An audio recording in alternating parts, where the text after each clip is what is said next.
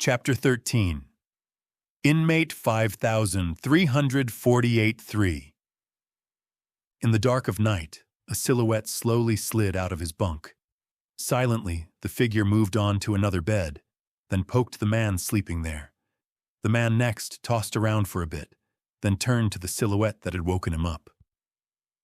"Are we really doing this?" he asked groggily. "We'll get thrown into the arena." "Don't be a coward," the first figure whispered back. "We've already gone through this. With a bounty of 1,000,000 credits, we'll have enough to get us both out of here. The arena won't be a problem." The second man grunted skeptically. "Is it really true, though? A bounty that high sounds like it's out of a dream." "Keep your voice down," the first figure hissed. "Look, I got the intel straight from Argus's men myself. We'll get the money. Do you have the thing?" The two men next pulled out a couple of makeshift knives, commonly known as shivs, then made their way over to a third figure, seemingly asleep. They looked at each other, nodded, then decisively raised their weapons. Ronin, laying still on the bed with his eyes closed, had been waiting for this. Having made up his mind on being careful of Marvin, he'd naturally stayed awake, only pretending to sleep whilst listening. He'd of course heard the whispers of his fellow cellmates as they approached. Before the two shivs could reach his chest, he erupted from within the bedsheets, grasping both of his attacker's wrists. Swiftly, and with great strength, he squeezed tight, twisting the two men's arms until a sharp snap signaled the breaking of bones. His two attacking cellmates, now with wrists bent and misshapen, were about to scream. Before they could, though, Ronin lashed out, silencing them both by striking them in the neck. Not an easy feat whilst handcuffed, but he needed time. For what he had in mind, the guards outside could not be alerted. Snapping the neck of the accomplice Marvin had roped along, he next turned to the man himself, his so-called mentor in this place. "Now, Marvin, I'd really hoped you were a genuine man. That fake persona of yours was actually quite pleasant. I liked being around that version of you. After the incident with the mask, though." Ronin heaved a sigh. "Perhaps you had a hand in the attack on me when I moved through the life gate as well." He waited for Marvin to catch his breath, then gently placed a hand on the older man's shoulder. "Well, I guess it doesn't matter now anyways. Tell me more about this man named Argus. I've heard quite a lot about this man lately. You said something about a bounty, right? 1,000,000 credits?" Marvin looked down at Ronin with fear in his eyes. Good. The more this old inmate understood his current situation, the easier this interrogation would be. Marvin made a quick glance down towards the floor where the other dead inmate lay, then began to stammer, "Monster." Ronin nodded slowly. "Not yet, Marvin. I'm not your monster yet. I will be, though, if you don't start talking." Far from Exodon, at the center of the Ironglades Space Force Academy, in a sacred room designed to look like the bridge of a star destroyer, sat 5 figures. Covered in beautiful paintings of historical ships, the room gave off a feeling of age and honor. Numerous shelves lined the walls. On them were several carefully crafted, functioning models of spaceships, from fighters, shuttles, and corvettes to battlecruisers and motherships. The only thing these ships had in common was that they were all designed by citizens of Concordia. In the middle of the room, spaced evenly around a circular table, the cohort of statesmen were engaged in a vibrant discussion. Concerning the current annual budget, we should prioritize all students. This habit of spending more and more funds on a few selected candidates may increase our reputation when one of them succeeds, but it has severely weakened the support staff, which, if I may add, Concordia is entirely dependent upon, continued Bladia Untari, Tar's Minister of Education. Dressed in well-worn white and black official clothing, the gray-haired woman had an air of regality to her, as if she filled her high station more than it filled her. If only a single of our candidates makes it to a higher star system, that single candidate can do more for Concordia's strategic interests than thousands of support staff, not to mention the generous return we'll receive on our investments. Petrov Bjerkson, head of ISFA ship design, answered back. Perking up at the mention of more investments, Antova Lee, head of the pilot program, broke in. And on that note, we should increase our funding into Cadet Hurricane's training immediately. He's the best pilot we've had in 70 years, and with the current state of our flight simulation equipment, we're practically wasting away his talent. Before we go any further, we'll have to address the report sent to us on this new potential genius, Principal Armstrong interrupted. Ravris Ravent, seeing as you're the one who wrote the report, why don't you bring us up to speed? Ravris was not supposed to be here, of course, but recently an anonymous tip had been sent to nearly every member of staff working in the ISFA, with the revelation of some very unsavory details concerning the planetary guard and the subject of his own report. He'd been forced to attend. Sighing, he accessed his implant, and with a swipe, he sent the report up to project over the center of the table before them. A few seconds passed while the board members studied the hologram on the table as it slowly spun around, depicting Ronin as well as his associated information. The student, Mr. Maximus, is a first year, and the majority of my report concerns the very first practical exercise he did.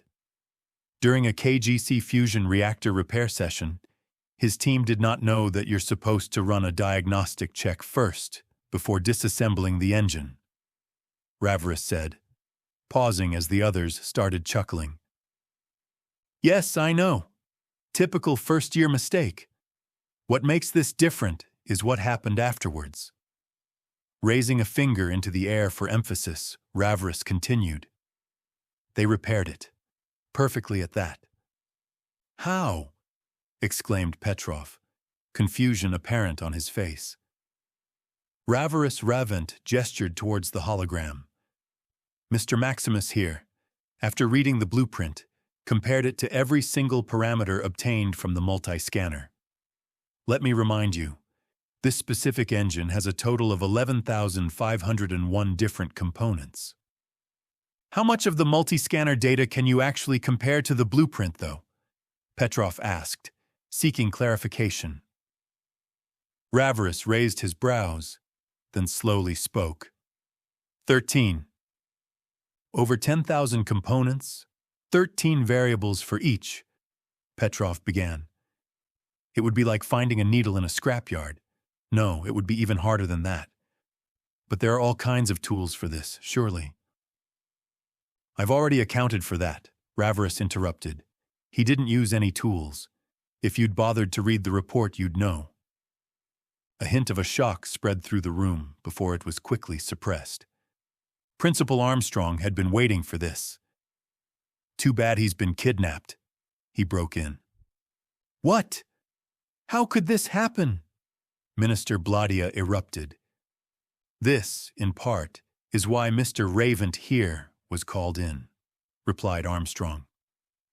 We had to be sure this kid is actually a genius, like the report states. You see, not long ago, we received an anonymous tip concerning the planetary guard. The tip details how they deliberately framed this potential genius after receiving bribes from a known crime lord. Not long ago, according to the report, the guard saw fit to ship this student of ours away, all the way over to prison planet Exodon. The principal cleared his throat, then gestured to the perfectionist in the room. Mr. Ravent, if you please. Thank you. I know of the man who allegedly signed off on this. this wing commander Julius.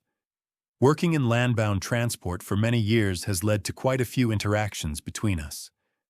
I can tell you that, if this tip is credible, Julius is one of the first names I would suspect. There's been rumors about how dirty this man is since the very first day I met him. Minister Bladia Ungtari's face began to change as realization dawned on her. And you've brought this up to me because I can tell the mayor. The principal gave her a steady gaze. Every genius is a strategic asset to Tar, Minister. I'm only bringing this up because I'm concerned about our national interests. We have here a candidate which could significantly strengthen the kingdom. Enough, she cut him off. I will call him. Thank you, Principal Armstrong said, tilting his head in appreciation. Ronin. The ringing alarm, once again, boomed through the complex, announcing the beginning of a new day. Ronin, however, was not awoken by the alarm this time. In fact, he hadn't slept at all. After some enhanced interrogation of Marvin, the reason for his apartment blowing up and his imprisonment had finally been revealed. The 5 men he'd killed in District 101 apparently had a boss. Argus was the face of their organization, but Marvin had speculated that there was someone else in charge. Called a myth and a legend due to his elusiveness, the man targeting Ronin was practically a ghost. All Marvin had known of him was a name and a title. Spectre, the Ghost Butcher. If I ever get out, heck, I won't even bother with placing a bounty on him. I'll go find him myself, Ronin grumbled. Those are some big black bags under your eyes, fish. Bulkster spoke over the alarm. The big man, thick as he was, had still not realized what had happened tonight, seemingly sleeping through the entire thing. But that could not be said about the others. The man with the CLM tattoo looked at Ronin nervously as they walked onto the gangway. You're not who I thought you were. There's no bad blood in between us, right? He asked, pointing towards the cell. As the cuffs began lifting him above the railing, Ronin made his stance clear. In as loud a voice as he could manage, he spoke for the entire complex to hear.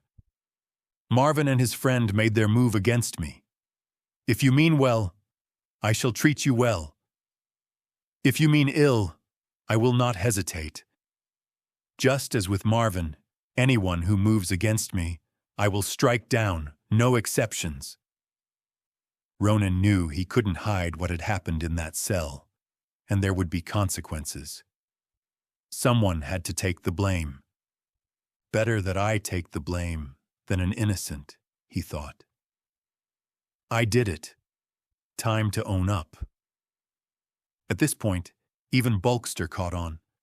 Holy void of beginning fish, no, Ronin, you're a savage. You should have told me.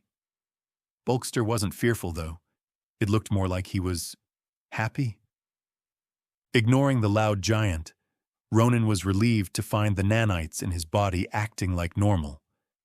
It had been one of his fears the moment he tore off the cuffs and began training yesterday. Fortunately, neither the act of tearing them off, then putting them on again, nor the death of his 2 cellmates had triggered the nanite ejection. But that didn't mean there wouldn't be consequences. As he began lowering towards the ground, the magnetic fields of the complex shifted, aiming him directly into the arena. It is as I thought. Since the arena and death by ejection are pretty much the only 2 direct forms of punishment here, it had to be one of the 2. He knew this was a possibility, but this could also be a good thing. He had a big bounty, and inmates would be aiming for him left and right. If he was ruthless enough in the arena, his brutality should scare off anyone hoping for an easy payday. Besides, his battle lust was acting up again, and it needed an outlet.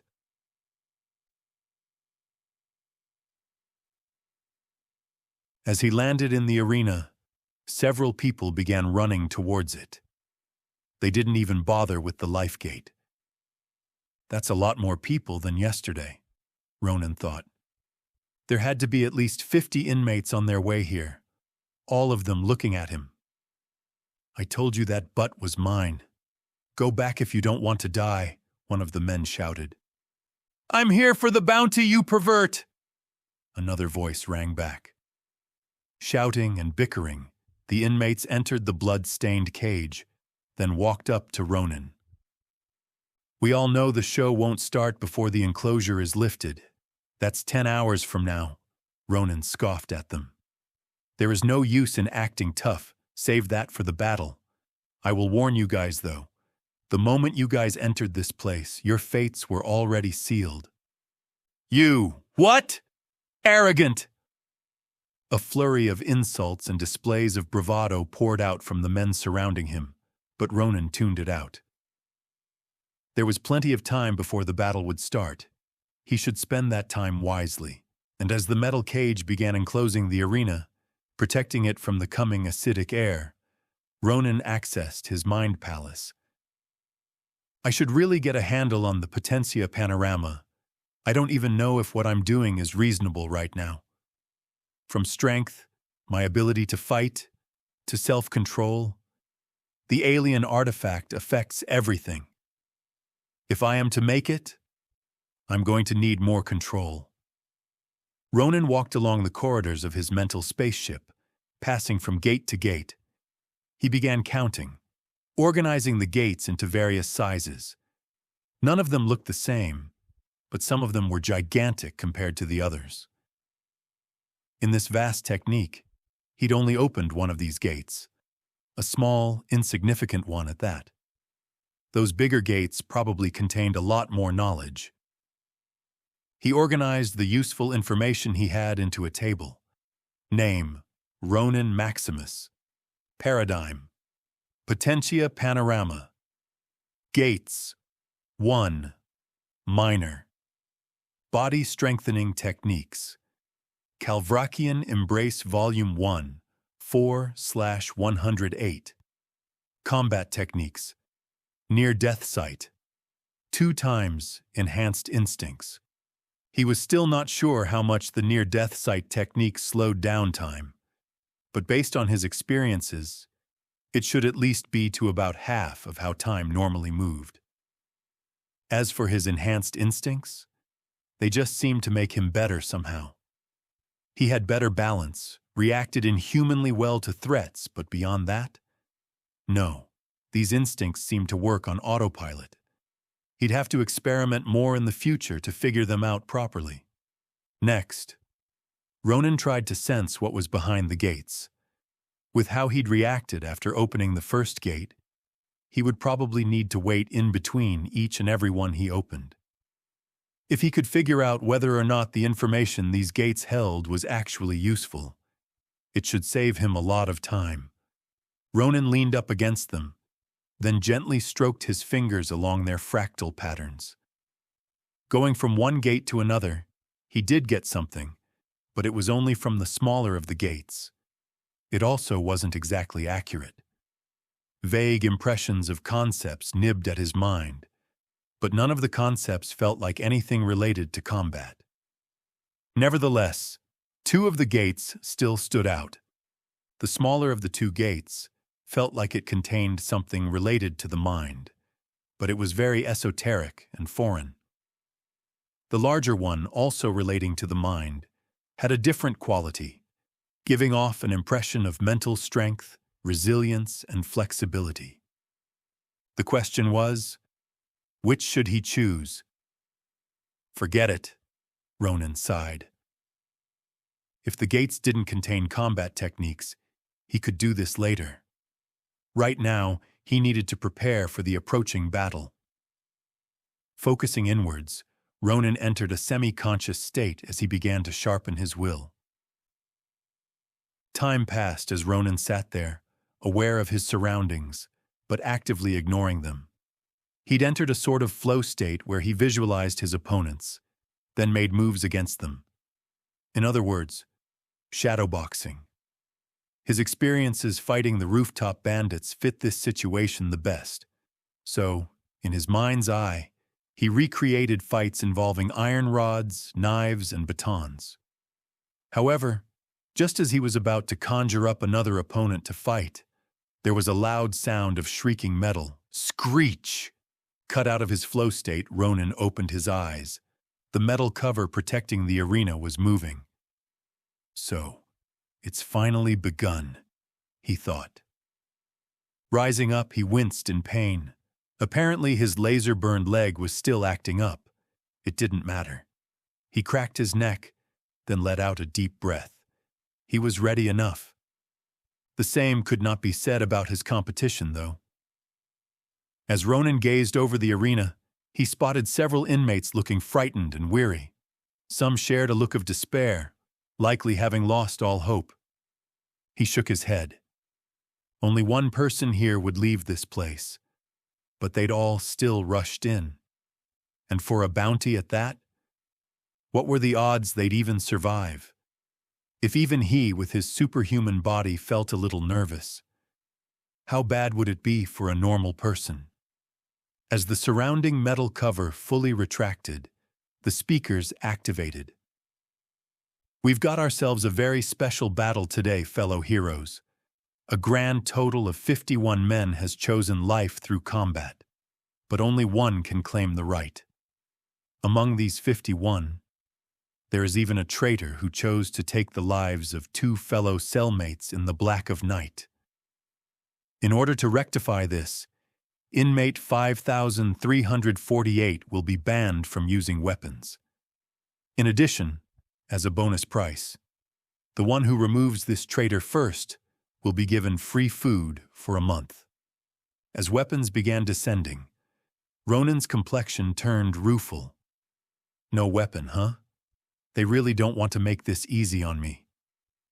The combatants armed themselves, then grouped up into teams, and whereas the more lively of the inmates formed a large group of about 20 people, the others formed more scattered groupings, ranging from 4 to 5 men. Throughout the entire thing, Ronin was barely even spared a glance. They must fear getting targeted by others if they kill me, he reasoned. I guess when everyone is poor, nobody wants to be the rich man. Still, should I stay in the shadows just because I can? No. Every single person in this prison is currently watching this. There will be no better time for me to show them just how costly a bounty I am. The familiar, dark, bass-filled voice of the speakers sounded out across the complex. Combatants, prepare. The prison turned silent, and the anticipation built. Ready, steady, combatants fight. Pandemonium was unleashed, and Ronin ran straight into it. Sliding feet first into the largest group, he narrowly avoided a sword strike as it passed above his head. While still sliding, he rolled out of the way of yet another sword, this one aiming to stab him from above. Quickly bolting to his feet, Ronin saw his attacker. Short, sharp-nosed, and with deep-set eyes, the man looked devious and greedy. Ronin positioned his feet, the right foot in front of the left, and as the man swung the sword again, Ronin leaned right, letting the attack pass him by. It almost felt like the sword was moving in slow motion. No, it's not the sword. It's me, Ronin thought. The near-death sight must have activated. Carefully maintaining his balance, while still leaning, Ronin dashed in. He punched the man in the solar plexus, and he balked over, heaving for breath. It was over. A paralyzed diaphragm left no room for the man to fight back. A thought then occurred to Ronin. They refused me the use of a weapon, but then what about another person? They said nothing about that. Grabbing the heaving man, Ronin lifted him up, then positioned him as a shield. Meanwhile, up along the gangways of the prison, several of the watching inmates began to shout in shock. Exodon had a higher gravity than Concordia, so people normally moved around slow. They certainly didn't lift other inmates. Ronin, however, had gone far beyond that. Wielding the thin, sinister-looking man like a blanket, he waved the man's body around as he used it to block several incoming attacks. "Hey, let me down, you bastard!" The sharp-nosed man squirmed as two heavy batons slammed into his body. "Ugh! Stop it, you two! We're on the same team!" Spotting an opening, Ronin threw the sharp-nosed man at his two attackers, knocking the men over. With haste, he next ran up to them, then knocked them out with a couple of jabs. If he waited too long, the surrounding inmates could overwhelm him. It had almost happened once already. He picked up his shield, that is, the sharp-nosed man again, but as he was about to leave, "You're dead, you hear?" the man screamed. "I know who you are, Ronin. I know who you care about." Ronin looked back at the man. "I've got contacts on the outside. You're doomed, kid. They'll find out everything about you and they will come after the people you care about. If you know what's good for you, you better let me go." "So it's like that, huh?" Ronin thought, switching his grip. "I guess I can do a lot more with this guy than just use him for defense." Now dragging the man by the ankle, he jogged up to another pair of inmates, then planted his feet.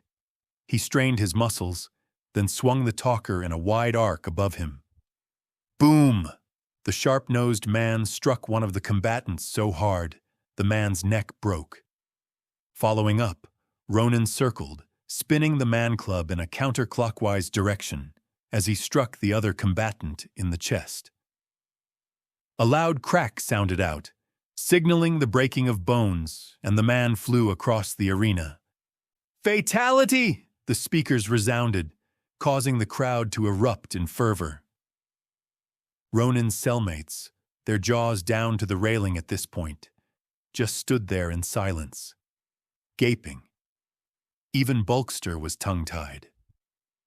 As Ronin continued swinging the man club around, even the crowd began displaying mixed signals. Only half of them were cheering now. The rest just stayed silent. What was happening down there was just too abnormal. Fatality. The speakers rang out again. Ronin charged from battle to battle, ending fights as quickly as they started. The disruption was so large that at some point, the inmates in the arena stopped fighting each other. Ronin had revealed himself to be too much of a threat.